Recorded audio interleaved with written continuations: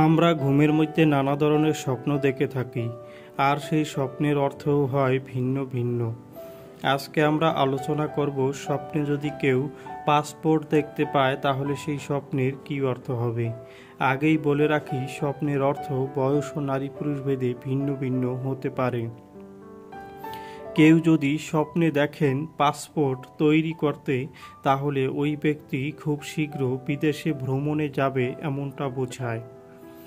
যদি কোনো ব্যক্তি স্বপ্নে দেখেন তার পাসপোর্ট হারিয়ে গেছে, তাহলে ওই ব্যক্তি কোনো বড় ধরনের ঝামেলায় অথবা বিপদে পড়তে পারে, তাই ওই ব্যক্তিকে সাবধান হতে হবে।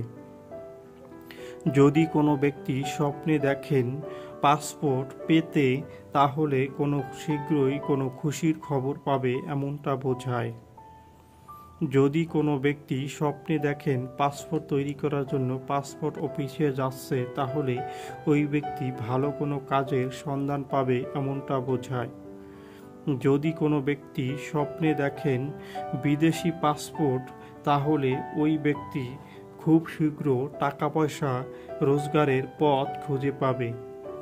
যদি কোনো ব্যক্তি স্বপ্নে দেখেন ওই ব্যক্তির নিজের কোনো লাল পাসপোর্ট আছে, তাহলে ওই ব্যক্তির কোনো বিদেশি কারো সাথে ভালো সম্পর্ক হবে এমনটা বোঝায়। যারা যারা আমাদের ভিডিওটি দেখেছেন তাদেরকে অসংখ্য ধন্যবাদ। সবার কাছে অনুরোধ থাকবে, আমাদের চ্যানেলে নতুন হলে আমাদের চ্যানেলটি সাবস্ক্রাইব করে আমাদের পাশে থাকার জন্য।